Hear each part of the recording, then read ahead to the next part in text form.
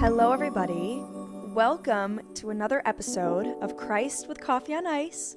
I am your host, Allie Yost, and I am so grateful to be back with you guys. Happy Friday, everybody. I am just so stoked about today's episode because I do feel like this episode is going to be something that a lot of us can relate to. Whether it is a season that you used to feel like you were in, whether it's a season you're in right now, but let's talk about it because I do believe that it can be hard to keep your faith in a season like this. So let's talk about singleness and what that can look like walking in your faith and keeping faith in the greater plan. And knowing that God has our back, right? Because I know that it can be really hard to keep that faith. I think at least most of us would want at the end of the day is to feel loved and to give love and to ultimately be in a relationship, a healthy and happy relationship that is centered in God. And honestly, sometimes it's hard. I think it's really hard for our generation as well because there are just so many temptations. There are so many more temptations that I do believe that our, generation is now experiencing with social media and stuff that even our parents and grandparents never had to, face. I think social media has made it a lot harder for people to stay faithful because there are just too many things at our fingertips. And I think in a lot of ways, it's probably been really discouraging for us who have stayed faithful and truly just want like a healthy relationship. It's discouraging, to see how many people, and then you see all these stats. Like I think I was on the phone with my parents the other day and they were like, Allie, I'm like, how is this supposed to encourage me, you guys? But they were like, Allie, it says that men starting at the age of, I don't even know, like 19 years old to like 29 or something, 60% of them are single. And it's not necessarily that it's because they can't help that they're single. It's like they don't want to be in relationships. Like they want to be single. 60%, more than half of the men in our generation are single and they're content with that. It really is a little scary. And I think we can all relate and say that it is hard to keep our faith. So what I'm doing today is I'm shedding light to singleness because I am actively speaking from a perspective of singleness.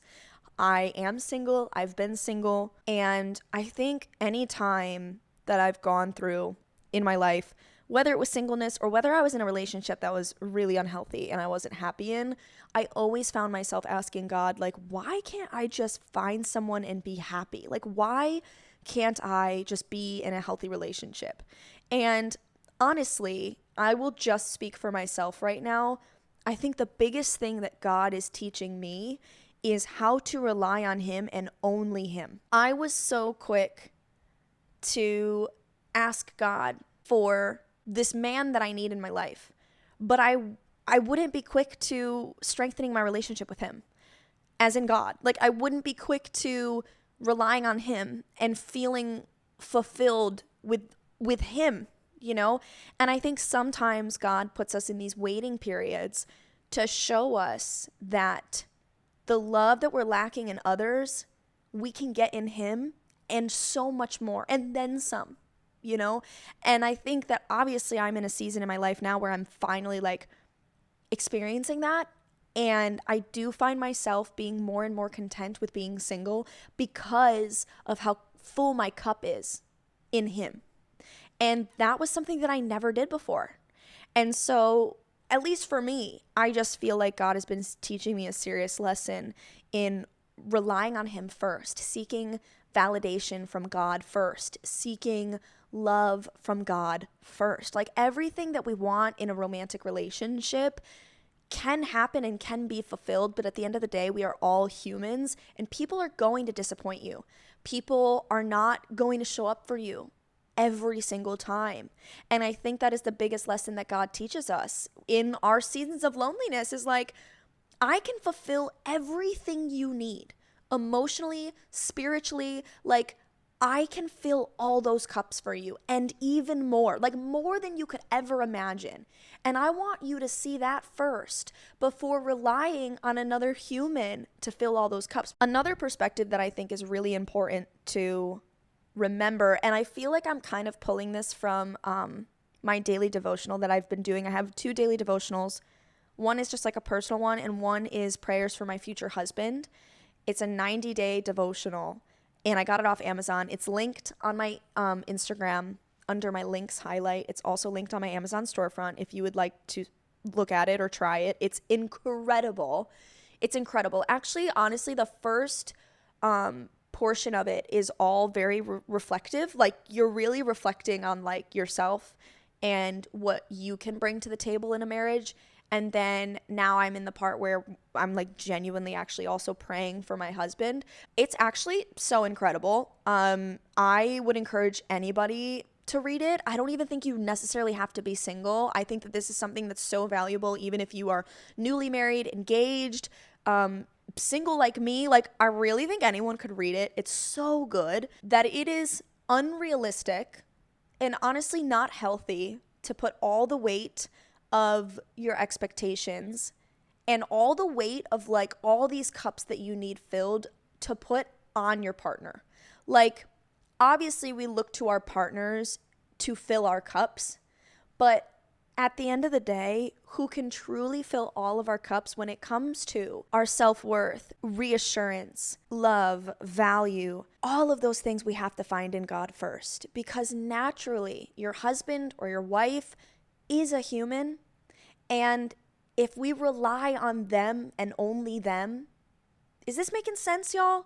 If we rely on them and only them, that truly is just also not fair for them. A lot of us could be feeling this season of singleness because God is truly growing us to rely on Him first, so that even when we do get into these relationships and these marriages, that mindset is so solid that we can have a healthy marriage with somebody and we don't put all of those expectations and weight on their shoulders, you know? The other thing that I want to say is, this is also coming from experience.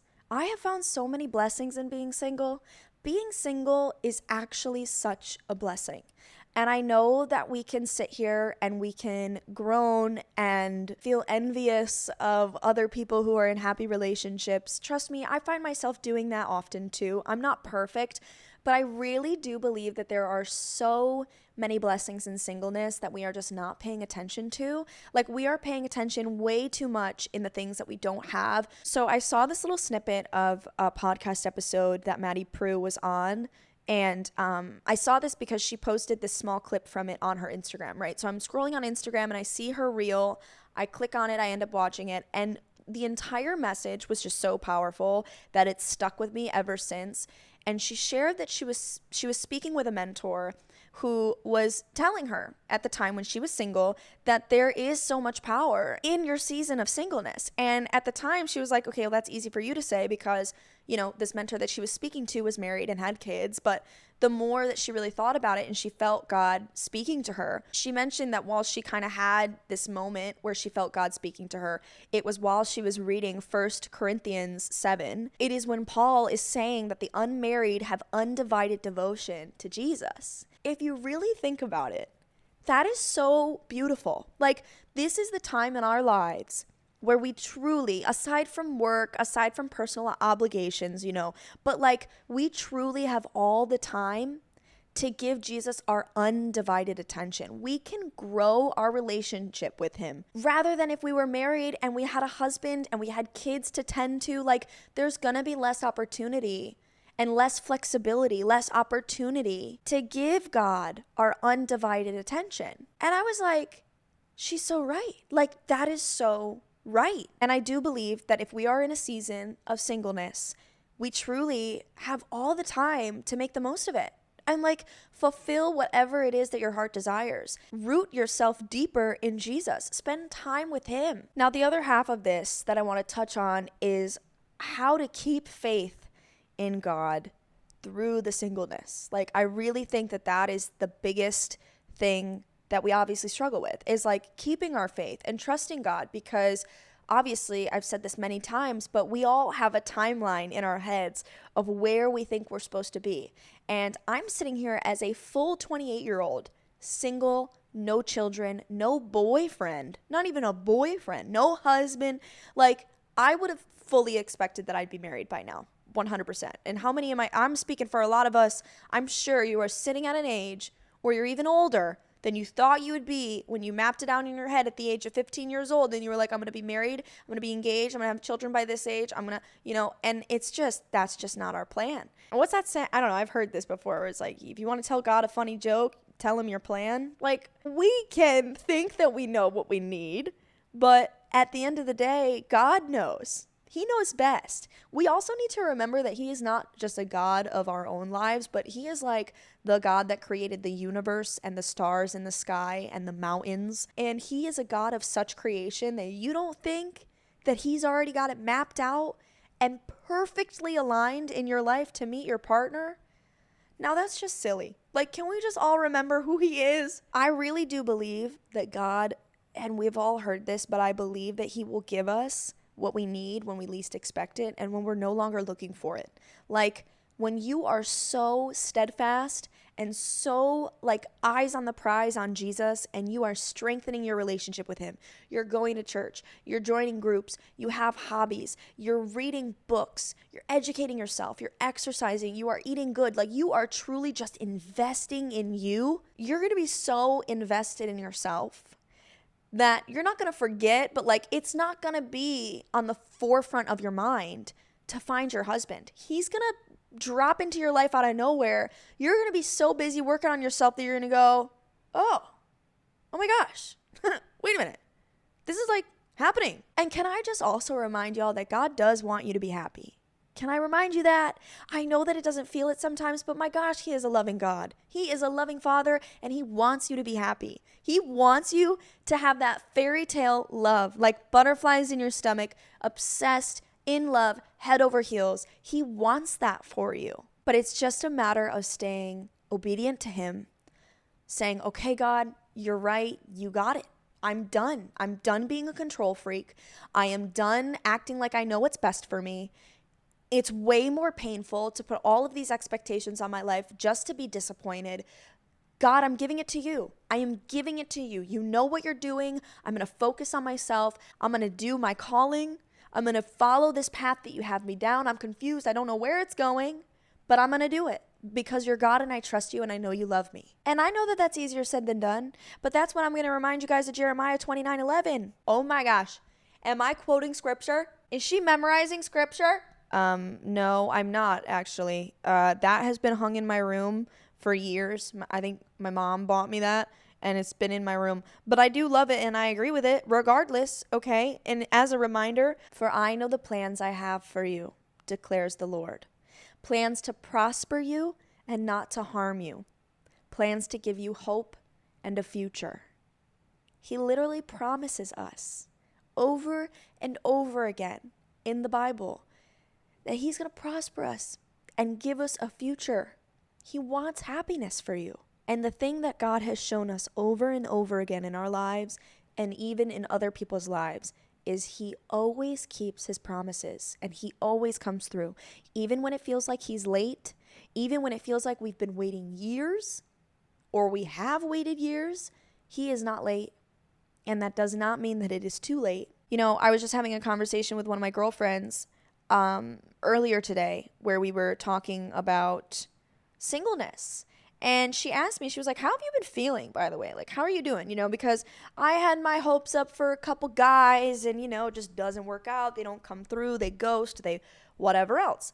And I was like, you know what? I found so much peace in it. Like, I really have, you know, and I kind of told her like everything I told you guys, where it's like, there's such a blessing in singleness. And, you know, we have so much time to just devote our entire selves to God and like the things that we're called to do and like just better ourselves and flourish and grow. And you know what? She's like, I want whoever my person to be, I want to be so close to God. I want to be so close to Jesus that the only way he can find me is through him. Like the only way that my man can find me is through God. And I was like, yup, you better preach it, sister. Yup. She's like, I don't want to grow further away from God to find him. I want my husband to find me, and the only place he finds me is through Jesus. And honestly, I really believe that that is God's strategy for all of us. Another like POV that my mom has always told me, you have no idea where your partner is at in their life right now. Like, you may feel like you are ready, you're full-rounded human, you've got all of your morals in check, and you have this great strong relationship with God, and you're independent and you're stable financially, and you're providing, and you're a great friend, and you're a great neighbor, and whatever, right? Like, you're like, I'm freaking ready. Hello? You have no idea where your partner is at right now, though. Who's to say that your future husband still has some things that he needs to work on with God and grow in before he can come into the relationship and give you the type of husband you deserve? Come on. No, my mom's right, though. My mom is right. I was like, you know what? Maybe it's not all about us. Maybe it's not all about you. And it also could be all about God preparing your person to also be the best version of themselves coming into this relationship. I'm not saying a perfect version, but the version that you deserve and the version that will survive this relationship. Like, because ultimately a marriage is also a lot of work. And I think that God knows that, and we all know that, and acknowledge that marriage is hard, and you're going to go through seasons, and you're going to go through hardships. You're going to go through pain, you're going to go through grief, and you're going to have to navigate that together. And if you don't come into the relationship with a solid foundation in God and a solid foundation of, just pure support and love for each other, it's going to be really hard for that relationship to last. So as much as we want to just rush into everything, you have no idea how God could be still preparing your future spouse for you. And again, I know that we like to think that we're like ready for that right now, but you really just actually don't know. You don't know how ready you are. I thought I was ready to be married, like literally, like I said, I don't know, 2-3 years ago. And now that I've seen what God has done for me and the journey that I have gone through and the growth that I have made as an individual, even in the past year, even in the past 6 months, okay? I look back on a version of me even back in April, and I'm like, I'm so different. Like, the Holy Spirit has been working on me, y'all. But that version of me really thought I was ready for a serious relationship. And if I'm being honest with myself and I'm being honest with her, knowing who she was and knowing who I am now, I was not ready. I was not ready to be in a serious relationship. I think that I was in a place where if I had gotten into a serious relationship, I would not have prioritized God. My roots were not deep in Him enough. I was not grounded enough in God. I probably would have dropped Jesus like a hot potato the minute I met a man, which is terrible. And also, Allie's not mature yet. We're not giving her husband yet, because if she's just so easy to forget about her faith and start hyper-focusing on a man, she's not ready. I want my faith, no matter what, in my relationship with Jesus to always come first. And I do believe that that is the lesson that God is teaching all of us. I'm not even saying that you guys aren't deep in your faith. I don't know where your walk is in your faith with God, but I do believe that we can always grow deeper in Him. There are blessings in the waiting. There's another Bible verse that I loved while I was reading Matthew. I've told you guys how much I love the book of Matthew. I lit that up in highlighter, but this has stuck with me ever since I read it. It is Matthew 6:34, and it reads, "Therefore, do not worry about tomorrow, for tomorrow will worry about itself. Each day has enough troubles of its own." And I do believe that that is obviously a verse that could apply to most of our worries and emotions, just worrying about the future in general. And I think it is such an important verse to remember, because just like Jeremiah 29:11, it is God reminding us that He's got it. He's got it. He has everything under control.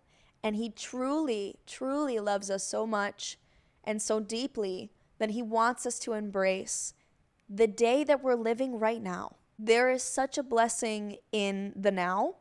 And there is nothing that the enemy would love more than for you to not embrace it and enjoy it for what it is. He wants to waste your life because he knows that there is joy on the other side of worry and anxiety. There is peace on the other side of anxiety and worry. And he does not want you to experience that. He doesn't want you to live in the moment. If he can take your now away from you and rob your today from you through anxiety and worrying about the what ifs and the things that haven't happened yet, he'll do it. Oh, he'll do it. And we are all guilty of allowing him to do that. We are all guilty of wasting our time on worrying about the things that haven't even happened, worrying about whether we're ever going to meet our person one day. So also I want you guys to keep the perspective of like, don't let the devil win. Don't let him take your today. And as much as we like to think 10, 15 years into the future, even next week, whatever, it really does take away the experience of your life right now. If I'm speaking to some single ladies in this episode, I'm speaking to myself, I'm preaching to all of us, but let's truly just embrace the season that God has us in right now and trust that he is taking care of us. He has us by our right hand. He's holding our hands through it. You're going to have those things one day. You're going to have a family. You're going to have a spouse. You're going to have all the things that you dream of, whether it's the picket fence, whatever, girly. Whatever it is that you want, you're going to have, because God blesses the righteous. God will make sure that you get everything that you want in your life, as long as you stay faithful to him and obedient to him. That is literally the only exchange he wants. He wants your heart, he wants your faith, and he wants your loyalty. I've said it before, but like, that's it. That's it. That's all he wants, and he will make sure that everything good comes into your life. This might also be a test of your faith and your patience in him. And then we can all use that SpongeBob audio on TikTok. Y'all know the one I'm talking about? I just used it the other day because I was like, I can't wait until the day that I can actually, I said, what did I say? I said, the same day I get engaged is the same day I can finally use this audio and do the trend with the rest of y'all. Like, I just want to do the trend with the rest of you guys because there's this trend. Let me just get it. Where is it? That's just a stupid boulder. It's not just a boulder. It's a rock. I just want to do that. I just want to do that with the rock on my finger. But y'all, we'll all be there. We'll get to it when God has it ready for us. How about that? So we're keeping the faith. Hey, I love you guys. I hope that this was encouraging. And thank you for tuning in for another episode of Christ with Coffee on Ice. This podcast has been blowing my mind. It has been exploding. I am speaking from a version of an alley where actually we haven't even gone live yet, so I can't even imagine by the time this episode goes live where we're even at with numbers. But like, y'all, we haven't even officially launched the podcast, and it's insane. The feedback, the numbers, like nuts. I hope you guys have a blessed weekend and a blessed rest of your week until the next time we talk. But until then, I love you guys. I'll see you next time. Bye. If you guys can't wait until next Friday for another episode, you are in luck. Subscribe to our Patreon where you will have early access to future episodes and occasional surprise bonus episodes. Make sure to follow us on Instagram and TikTok for more content. And if this episode spoke to you, please write us a 5-star review since it helps the podcast so much. We'll see you guys next time.